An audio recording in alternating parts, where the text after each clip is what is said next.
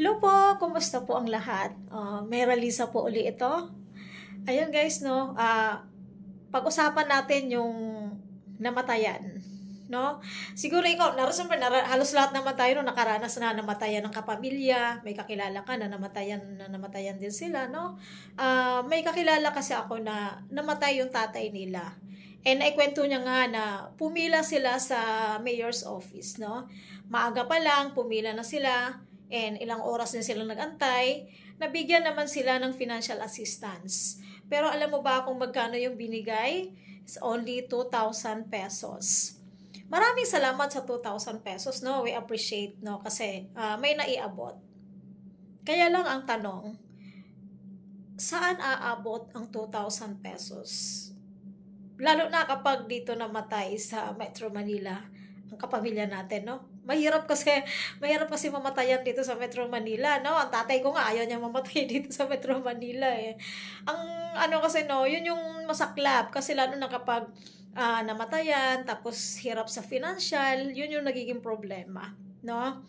And good thing no, dito sa IMG kapag member po tayo, isa po sa membership benefits po natin is yung 50,000 pesos Fidelity Life Insurance.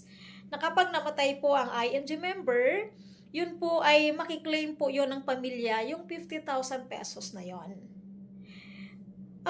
Wala pong walang pumunta sa lamay o nakikiramay na nag-abot ng 50,000 pesos.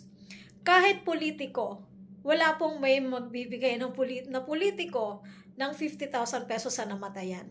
No? Kaya alam mo ba guys, no? Napakalaking tulong nitong 50,000 po ng Fidelity Life. Lalo na po kung hirap po ang pamilya natin, no? Ang ano lang po natin, no? Lalo na sa mga walang maaasahan talaga pagdating sa financial, no? Malaking tulong po ito. Napaka